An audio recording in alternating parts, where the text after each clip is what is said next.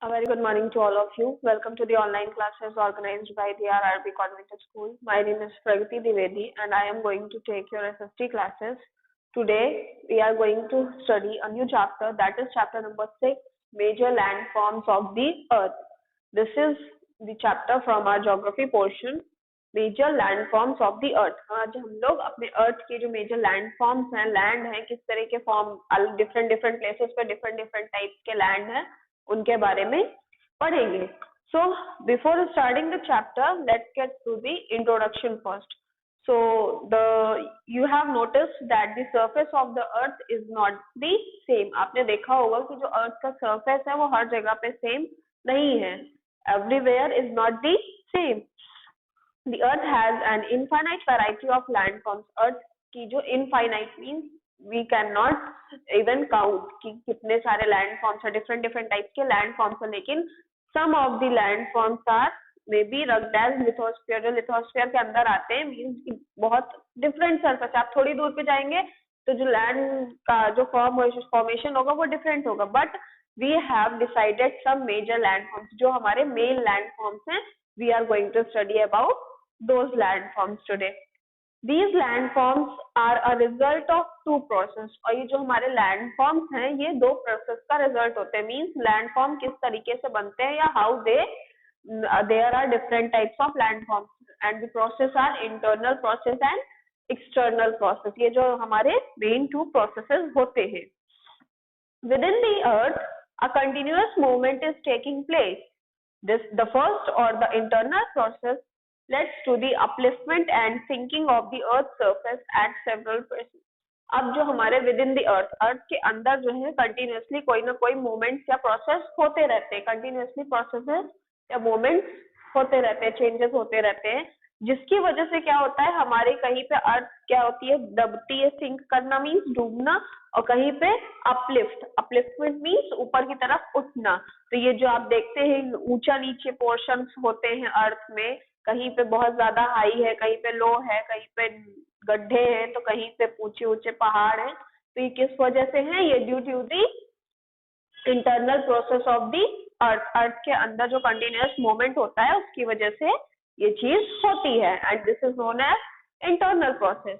And the second one is the external process is the continuous wearing down and rebuilding of land surface. जो हमारे land surface पे continuous changes होते हैं, जैसे wind की वजह से जो हमारे धूल वगैरह होती है या जो सॉइल होती है वो पानी की वजह से बह जाती है, तो उस वजह से जो भी गड्ढे या जो चेंजेस होते हैं लैंड में, those are known as external process. ठीक, तो हमारे अर्थ में दो तरह के प्रोसेस होते हैं. First one is internal process जिसमें कि अर्थ के इनसाइड जो भी मूवमेंट्स होते हैं उनकी वजह से हमारे लैंडफॉर्म्स में चेंज आते हैं. एंड एक्सटर्नल प्रोसेस क्या होते हैं? External process are the continuous wearing down of land surface. ठीक, मीन्स कंटिन्यूअस लैंड सरफेस में कुछ ना कुछ चेंजेस किसी भी वजह से आ रहे हैं जो लैंड सरफेस पे हो रहे हैं, अर्थ के अंदर ना हो करके surface of the land पे हो रहे हैं. Those are known as external process. The surface is being lowered by the process of erosion and rebuilt by the process of deposition. Erosion का मतलब सबको पता होगा, soil erosion या erosion का आप लोगों ने पढ़ा होगा पहले भी. Erosion means क्या होता है? वो process जिसमें कि हमारे जो surface है lowered means जो surface है वो घटता जाए, उससे कि surface की जो layer है वो किसी वजह से हटती जाए, तो उसे क्या कहेंगे? इरोजन कहेंगे. क्योंकि हमारी जो लैंड है उसका सरफेस कैसा होता है? सॉइल होती है उस पे, तो जब कोई पानी पड़ता है या हवा की वजह से वो जो सरफेस है वो लोवर्ड हो रहा है, मीन्स हटता जा रहा है, then it will be known as erosion. और अगर वहां पे हम लोग मिट्टी डाल के उस गड्ढे को भर देंगे या जो लैंड है उसको प्रॉपर स्मूथ सरफेस बना देंगे, तो इसे क्या कहा जाएगा? डिपोजिशन. मीन्स कंटिन्यूअसली हमारे लैंड से अगर कोई चीज लोवर्ड हो रही है, लोवर्ड मीन्स हटाई जा रही है या हट रही है किसी प्रोसेस की वजह से, then it will be known as erosion. और अगर कोई चीज या कोई प्रोसेस जिसके थ्रू हमारे लैंड को बराबर किया जा रहा है, स्मूथ किया जा रहा है, या उसकी जो सरफेस है उसको स्मूथ किया जा रहा है, then it will be known as deposition. These two processes are carried out by the running water, ice and wind. और ये जो दोनों प्रोसेस है इरोजन और डिपोजिशन का, ये किसकी वजह से होते हैं? रनिंग वाटर और एयर और आइस की वजह से। अगर बहता हुआ पानी है तो पानी क्या करता है? अपने साथ जो सॉइल है उसे बहा के ले जाएगा। तो अगर पानी अपने साथ कहीं पे बहा के ले जा रहा है तो ऑब्वियस सी बात है कि कोई एक ऐसी जगह भी आएगी, अगर एक जगह से एक प्लेस से पानी बहा के ले गया है सॉइल को, तो जहां पे वो पानी जाके स्टिल होगा, मीन्स रुकेगा, ठहरेगा, तो कॉमन सी बात है कि वो अपने साथ अगर मिट्टी ले गया है या सॉइल ले गया है तो वो आगे जाके कहीं पे वो सॉइल क्या होगी? डिपॉजिट होगी। तो एक जगह से इरोजन हुआ और दूसरी जगह पे जाके क्या हुआ? डिपोजिशन हुआ। So this is no, these both processes are dependent on air and water. Air के साथ भी ऐसा होगा, अगर हवा अपने साथ में सॉइल धूल उड़ा के ले जाती है तो कहीं पे जाके जब वो शांत होगी तो वो धूल वहां पे जाके क्या होगी? सॉइल या डस्ट पार्टिकल्स क्या होंगे? स्टिल होंगे। सो बेसिकली ये प्रोसेस जो होते हैं वो किससे कैरिड आउट होते हैं? By the running water and the ice और the air. We can group different landforms depending on elevation and slope. अब elevation क्या होता है? Elevation means जो हमारे slope होते हैं या जो angle होता है उसके according हमने कुछ landforms को divide किया है, like mountains, plateaus and plains. इस तरीके से हम लोगों ने अपने जो major landforms है उन्हें divide किया है on the basis of their elevation, means their angle and their slopes. So first of all, we will study about the mountains. A mountain is any natural elevation of the earth's surface. The mountain may have a small summit and a broad base. It is considerably higher than the surrounding areas. Some mountains are even higher than the clouds. As you go higher, the climate becomes colder. So here, what we know about mountains? Mountains क्या होते हैं? हमारा जो अर्थ है उसका एक natural elevation है, means mountain कोई बना के नहीं लाया है, it is the natural land for mountains. जो हमारे अर्थ में जो भी चेंजेस आते हैं प्रोसेस की वजह से, उसकी वजह से अपलिफ्टमेंट ऑफ अर्थ जो हुआ है, जिसकी वजह से एक एलिवेशन बना है माउंटेन का। और माउंटेन्स हमेशा जो होते हैं वो अर्थ सरफेस से क्या होते हैं? एक हाइट पे होते हैं ना, वो अर्थ सरफेस से बराबर कभी भी नहीं होते, सरफेस ऑफ द अर्थ से एक पर्टिकुलर हाइट पे होते हैं एंड इनका एक एंगल होता है, ये इनके स्लोप्स होते हैं and they also consider a broad area. और ब्रॉड एरिया में broad base means, broad base का मतलब क्या हुआ कि जो इनका बेस होता है ये ब्रॉड होता है। ठीक, ब्रॉड बेस मीन्स कि जो इनका बेस हुआ मीन्स नीचे का एरिया हुआ वो ब्रॉड होता है। ब्रॉड मीन्स फैला हुआ होता है और ऊपर से ये एक एंगल बनाते हैं और वी कैन से दैट कि ये स्लोप फॉर्म में होते हैं। और जो अर्थ सरफेस है हमारा उससे एक पर्टिकुलर हाइट पे होते हैं। ओके, सो अगर आपको कभी भी कहीं पे भी इस तरीके का स्ट्रक्चर दिखता है कि जो अर्थ सरफेस से एक पर्टिकुलर हाइट पे है and it has a broad base, so हम लोग इजीली फाइंड आउट कर लेंगे कि that these are mountains. It is considerably higher than the surrounding area. Surrounding area mean surrounding area से ये हायर एरिया पे होते हैं, मीन्स ऊंची एरिया पे होते हैं। ठीक है, some mountains are even higher than the clouds. और कुछ माउंटेन्स ऐसे होते हैं जो कि बहुत ज्यादा ऊंचे होते हैं कि वो क्लाउड से भी ऊपर होते हैं। तो ऐसे एरियाज में क्या होता है, वैसे भी जो हमारे हिली एरियाज होते हैं या जो माउंटेन एरियाज होते हैं वो कोल्ड होते हैं। क्यों? क्योंकि वो जो माउंटेन्स होते हैं वो किस एंगल पे होते हैं या किस हाइट पे होते हैं? वो क्लाउड्स की हाइट पे होते हैं या क्लाउड से भी कभी कभी और ऊपर हाइट पे होते हैं, जिसकी वजह से वहां का टेम्परेचर कोल्ड होता है। और जैसे जैसे हम ऊपर जाते हैं हाइट में वैसे वैसे टेम्परेचर कोल्ड होता जाता है।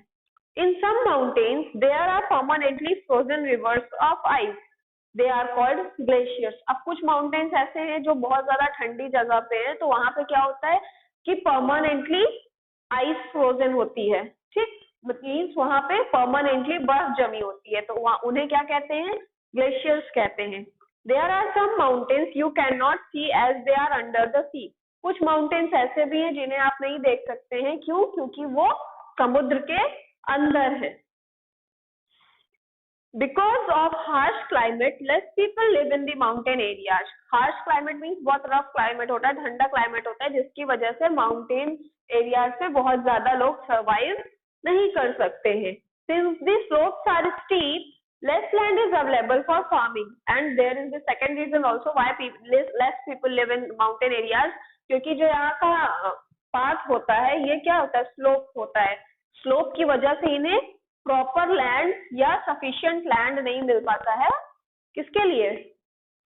फार्मिंग के लिए, खेती करने के लिए. दैट्स व्हाई, और हार्श क्लाइमेट की वजह से, and sufficient land is also not present. That's why less people used to live on the mountains. Okay, mountains may be arranged in a line known as range.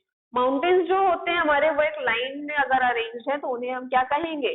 Range कहा जाएगा. जैसे ये mountains छोटे बड़े एक ऐसे कंटिन्यूअसली एक line में अरेंज है, इससे क्या कहा जाएगा? रेंज कहा जाएगा. ओके.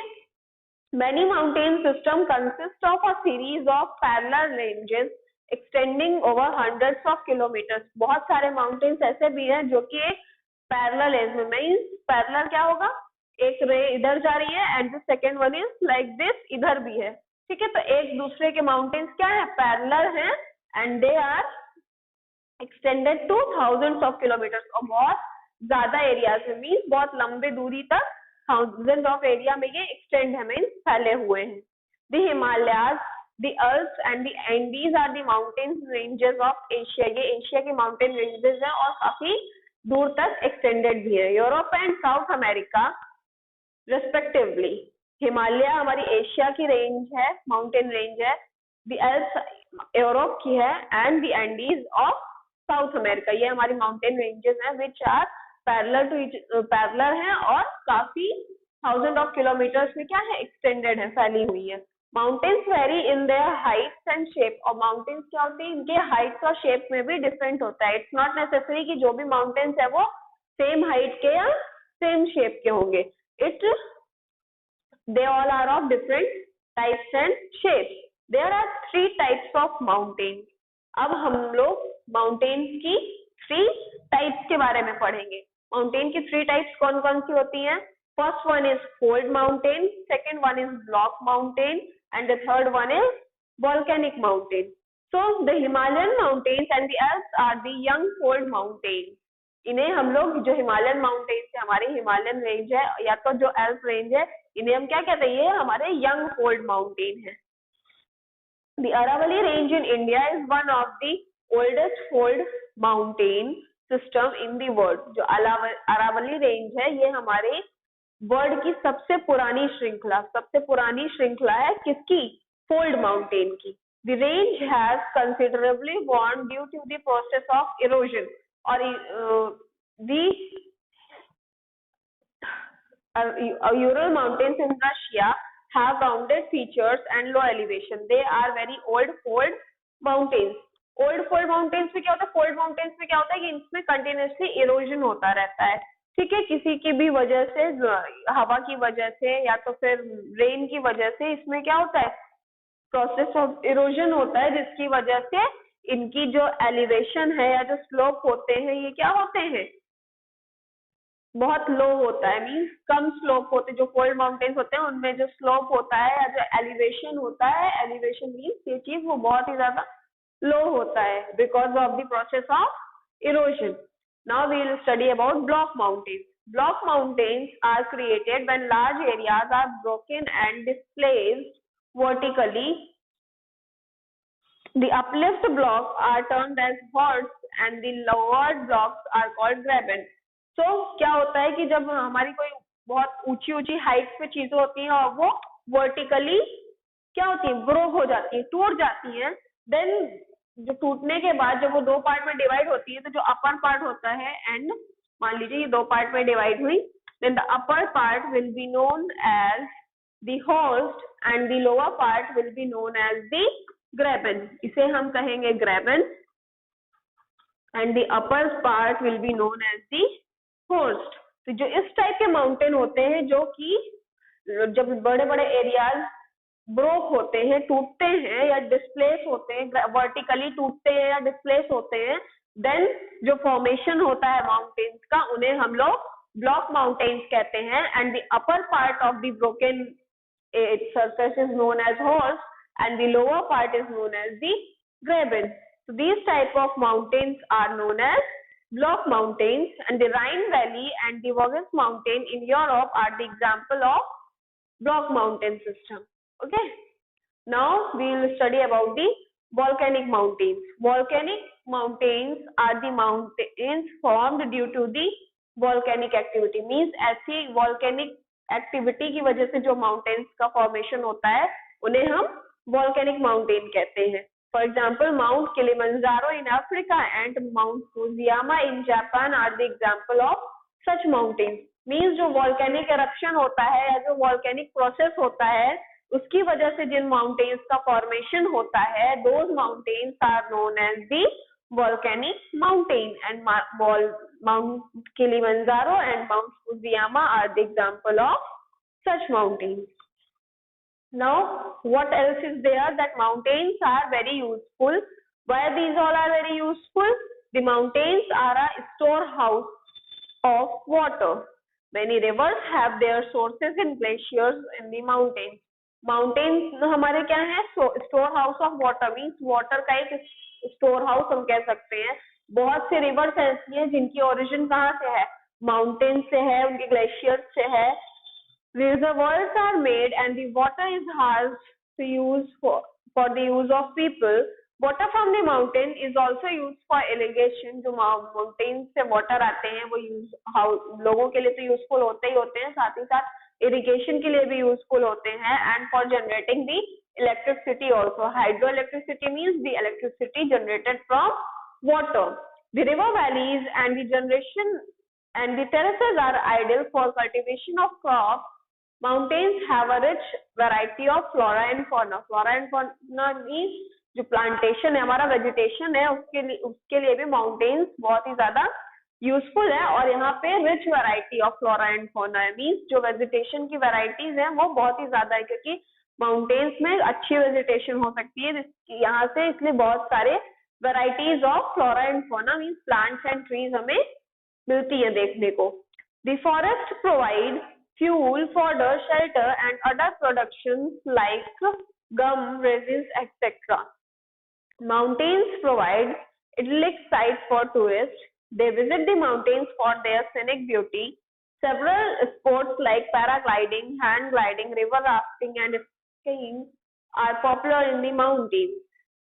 So, mountains किस टाइप के होते हैं, क्या होते हैं, कैसे इनका फॉर्मेशन होता है. rather than these mountains are very useful in each of these aspects. ये वाटर हमें प्रोवाइड करते हैं, वाटर रिसोर्सेज का एक अच्छा जरिया है. साथ ही साथ हमें वुड, इसमें एक अच्छी वेजिटेशन, वैरायटी ऑफ वेजिटेशन मिलती है हमें, फ्लोरा एंड फौना मिलता है. फॉरेस्ट बहुत सारे होते हैं जिसकी वजह से जहाँ से हमें वुड्स हैं, टिम्बर्स हैं, या डिफरेंट टाइप्स ऑफ शेल्टर्स हैं, फ्यूल्स हैं, ये सारी चीजें प्रोवाइड होती हैं. और साथ ही साथ में टूरिस्ट प्लेस भी बहुत अच्छे होते हैं. कुछ लोग सिनेक ब्यूटी देखने के लिए, the beauty of the mountain या देखने के लिए जाते हैं. टूरिस्ट वहाँ पे बहुत ज्यादा जाना पसंद करते हैं. डिफरेंट टाइप्स ऑफ जो हमारे एडवेंचर्स हैं उसके लिए फेमस है माउंटेन्स, जैसे पैराग्लाइडिंग है, हैंग ग्लाइडिंग है, राफ्टिंग है, रिवर राफ्टिंग, स्कीइंग, ये सारी चीजों भी होती है माउंटेन्स पे. Okay, now we will move further about the plateaus. A plateau is an elevated flat land. जो प्लेट्यू है हमारा वो क्या है? एक एलिवेटेड फ्लैट लैंड है. Elevated flat land means land का में जो लिटिल बिट उठा हुआ पोर्शन होता है उसे हम क्या कहते हैं? प्लेट्यूज कहते हैं. Okay, it is a flat top stable land standing above the surrounding areas. तो जो प्लेट्यूज, जो माउंटेन्स हमारे जो होते हैं वो सरफेस, लैंड सरफेस से काफी अच्छी हाइट पे होते हैं, बट जो हमारे प्लेट्यूज होते हैं वो थोड़ा अब उठा हुआ पोर्शन होता है. मीन्स उसके जो अगल बगल का सरफेस और ये होता है उससे लिटिल बिट उठा हुआ पोर्शन कह सकते हैं, या uplift portion is known as the plateaus. A plateau may have one or more sides with steep slopes. और प्लेट्यूज में क्या है कि एक से ज्यादा साइड्स भी हो सकती हैं. Okay, the height of plateaus often varies from few hundred meters to several thousand meters. Plateaus like mountains may be young or old. The Deccan Plateau in India is one of the oldest plateaus. The East African Plateau in Kenya, Tanzania and Uganda and the Western Plateau of Australia are other examples. The Tibet Plateau is one of the highest plateau in the world with a height of 4,000 to 6,000 meters above the mean sea level. The picture given over here is the picture of the Western Plateau of Australia, जो हमारे Tibet Plateau है हमारा, जो हमारी highest plateau है world का, and it is on the height of 4,000 to 6,000 meter above the mean sea level. Okay, so plateaus are very useful because they are rich in mineral deposits. Hindi में हम इन्हें पठार भी कहते हैं, और ये बहुत ही ज्यादा यूजफुल होते हैं. क्यों? क्योंकि इनमें जो मिनरल डिपॉजिट्स होता है वो बहुत ही ज्यादा होता है. मीन्स प्लेट्यूज जो होते हैं यहाँ पे मिनरल्स का डिपॉजिट्स होता है, और इनका जो एक्सटेंशन है, मीन्स कि कितने दूरी पर फैले हुए हैं, ये कुछ मीटर से लेकर के 1000 ऑफ या किलोमीटर तक होता है. As a result, many of the mining areas in the world are located in the plateau area because यहाँ पे जो minerals they deposit rich minerals. यहाँ पे जो minerals का deposition है वो बहुत ज्यादा होता है. इसीलिए आप देखेंगे कि जितनी भी mining industries हैं या जो भी mining areas हैं, वो most of the areas कहाँ होते हैं? plateaus के पास में होते हैं, पठार के पास में होते हैं, because यहाँ पे जो mineral deposits है वो बहुत ही ज्यादा rich होता है. So it becomes easier to establish the mining industries over here. Okay, the African plateau is famous for gold and diamond mining. जो African plateau है वो किस लिए famous है? For gold and diamond mining. In India, huge reserves of iron, coal and manganese are found in छोटा Nagpur plateau. जो हमारा छोटा नागपुर plateau है वहाँ पे कौन से मिनरल सबसे ज्यादा मिलते हैं? Iron, coal and magnesium.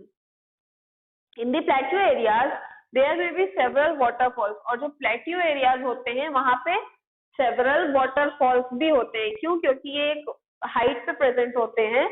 So all the things which are present, अगर कभी बारिश होगी इन चीज plateaus वगैरह पे, तो पानी कहाँ जाएगा?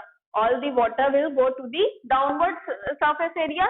So that's why जो भी हमारे plateaus होते हैं वो कहाँ पे present होते हैं? They all used to be present near the valleys. Means plateaus के आसपास हमेशा waterfalls होते ही होते हैं. The Hundru Falls in the Chota Nagpur Plateau on the river Subarnrekha and the Jog Fall in Karnataka are the example of such waterfalls. The lava plateau are rich in black soil that are fertile and good for cultivation. Many plateaus have scenic spots and are of great attraction for tourists. And same as the mountains, जो हमारे plateaus होते हैं ये भी एक scenic areas होते हैं और एक tourist place होते हैं जो कि देखने में बहुत ही ज्यादा सुंदर लगते हैं. क्यों? क्योंकि यहाँ पे waterfalls वगैरह present होते हैं और अपने आप में ही बहुत ही ज्यादा खूबसूरत होते हैं. Okay, now we will move further towards the plains. Plains are large stretch of flat land.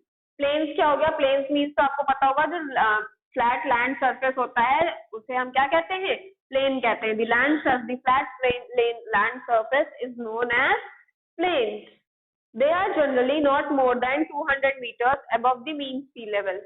Some plains are extremely level.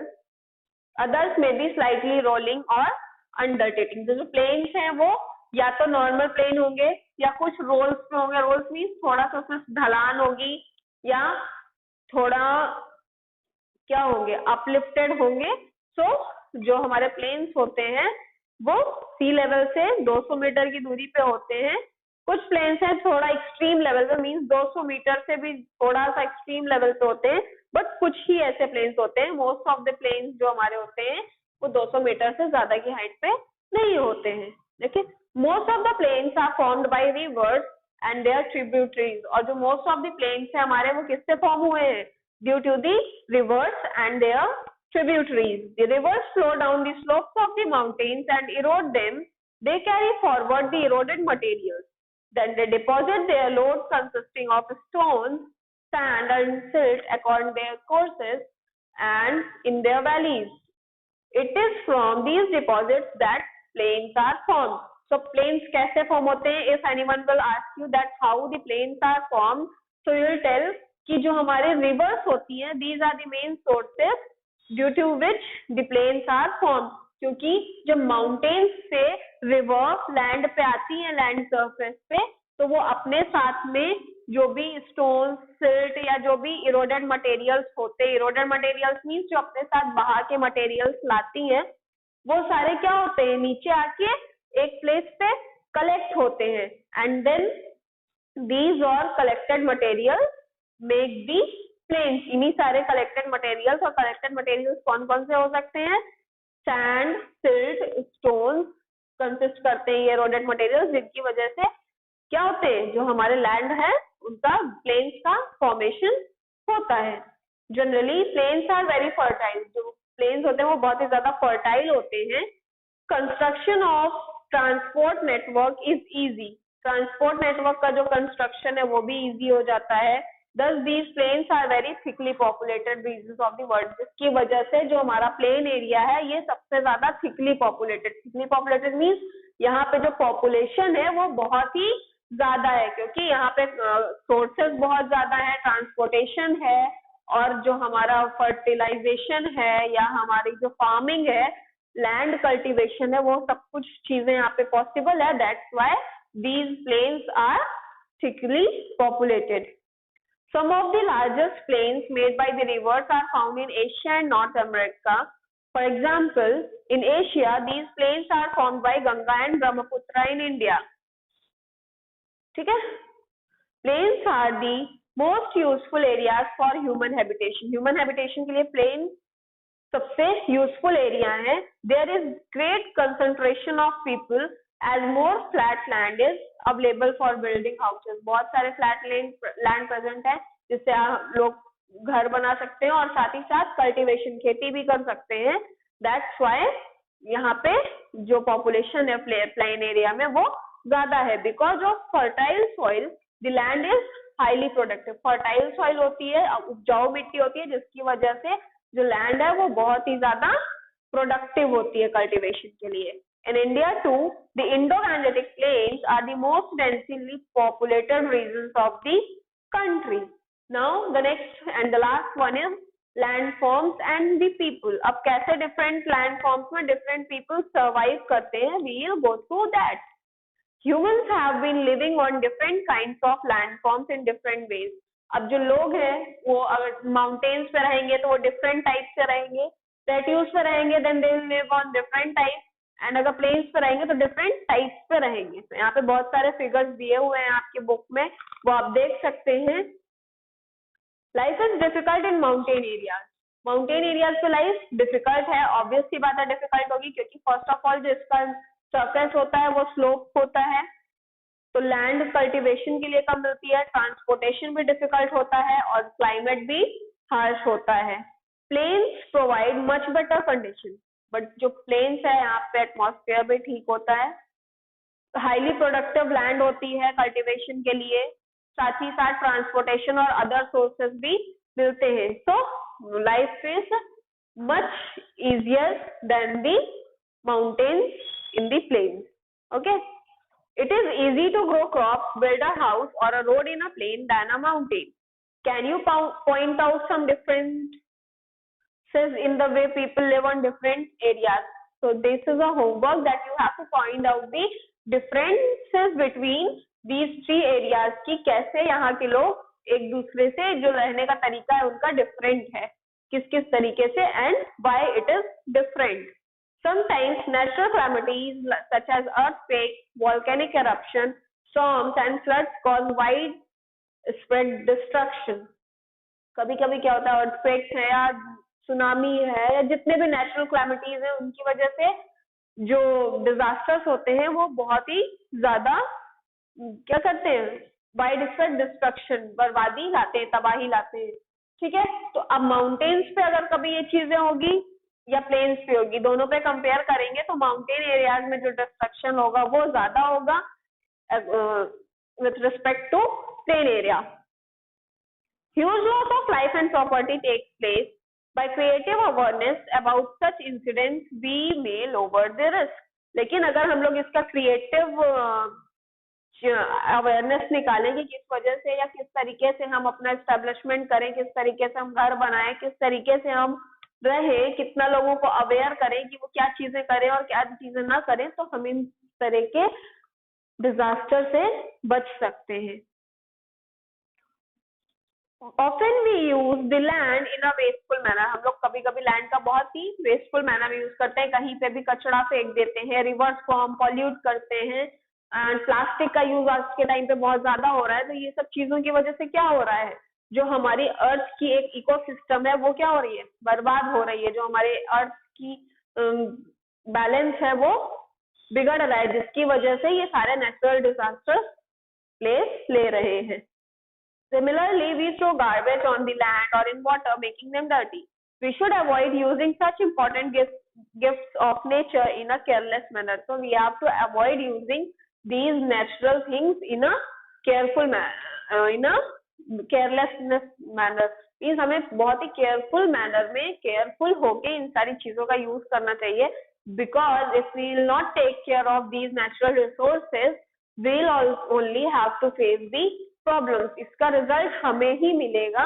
So that's why it is necessary to take care of the natural resources and the natural things which are present and in the gift which we have got. The available land is not only for our use, it is our duty to leave the earth a better place for the future generations as well. ये जो हम अभी रह रहे हैं या जो land हमारे लिए प्रेजेंट है, it's not only for us, ये सिर्फ हमारे लिए नहीं है. So it is necessary for us to take care of this natural things, या जो हमारी नेचुरल चीजें हैं या जो नेचुरल गिफ्ट हमें नेचर से मिला है, इसकी हम सेफ रखें और इसके रिस्पेक्ट करें, और जो हमारी आगे वाली जनरेशन, आने वाली जनरेशन है, उसके लिए भी एक बेटर प्लेस हो सके. और ठीक है, so this was the chapter all about the major landforms of the earth and how people survive in these different types of landforms. So I hope that you have understood this chapter well. Now I am stopping this over here only, and we'll meet in our next class. Till then, thank you all of you.